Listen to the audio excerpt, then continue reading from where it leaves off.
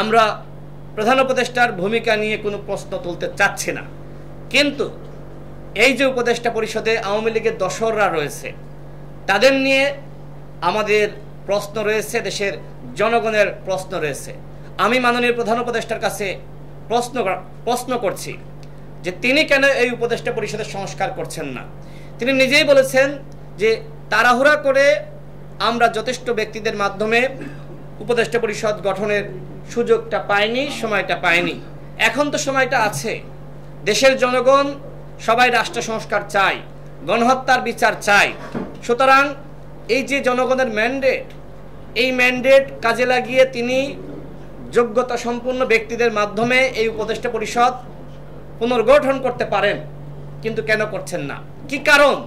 তার আশপাশে যারা আওয়ামী লীগের প্রেতাত্মারা রয়েছে তারা চায় না ডক্টর মোহাম্মদ ইউনূস সফল হোক। এই কারণেই এই উপদেষ্টা পরিষদ পুনর্গঠিত হচ্ছে না। দুইজন উপদেষ্টার নাম বলবো। দুইজন উপদেষ্টা, একজন হলেন আদিলুর রহমান শুভ্র, আর একজন হলেন আমাদের রেজনা আপা। তারা মিলে তিনজন দামি এমপিকে জামিনের ব্যবস্থা করেছেন। হাইকোর্ট থেকে জামিন পেতেন না, এই কারণে নিম্ন আদালত থেকে তারা সরাসরি হস্তক্ষেপ করে জামিন করিয়েছেন। দুইজন উপদেষ্টা, একজন হলেন জনাব আদিলুর রহমান শুভ্র, আর একজন আমাদের রেজনা আপা। এর মধ্যে একজন দামি এমপি স্বয়ং ঝিনাইদহের, আপনারা খোঁজ দিয়ে দেখেন, গোয়েন্দা সংস্থা আছে, আমাদের প্রশাসন আছে, সবাই জানে, এমনকি সরকারের অন্যান্য উপদেষ্টারাও জানে। তো আমাদের এই যে উপদেষ্টারা যদি আওয়ামী লীগের পুনর্বাসন করে, আওয়ামী লীগের দামি এমপিদের আশ্রয় প্রশ্রয় দেয়, তাহলে কিভাবে আওয়ামী লীগকে আপনারা নিষিদ্ধ করবেন? এমনকি আর একজন ছাত্র উপদেষ্টা আরেকজন দামি এমপিকে পাশে বসিয়ে বিভিন্ন সেমিনার করে, বিভিন্ন অনুষ্ঠান করে। তো আপনারা একদিকে মানে আওয়ামী লীগের দামি এমপিদের আশ্রয় প্রশ্রয় দিবেন, অন্যদিকে আওয়ামী লীগের নিষিদ্ধ চাইবেন, এটি কি হতে পারে?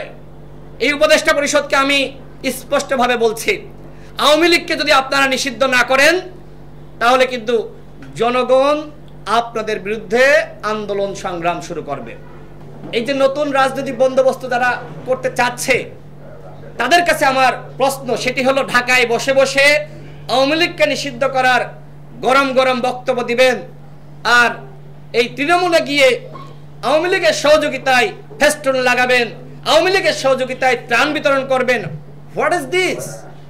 এই যে মুনাফিকি, এই মুনাফিকি আচরণ করে কোনোভাবেই নতুন রাজনৈতিক বন্দোবস্ত স্থাপন করা যাবে না। আওয়ামী লীগের ব্যাপারে ঢাকায় যেমন গরম বক্তব্য দেন, ঠিক তৃণমূলে গিয়েও একইভাবে কাজ করতে হবে।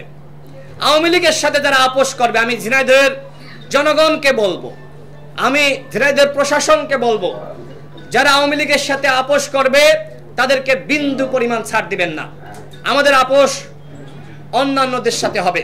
আমরা যারা ফ্যাসিবাদ বিরোধী লড়াই করেছি আমাদের মধ্যে আপোষ হবে। আওয়ামী লীগের সাথে যারা আপোষ করবে, গণ অধিকার পরিষদ তাদের সাথে কোনো আপোষ করবে না।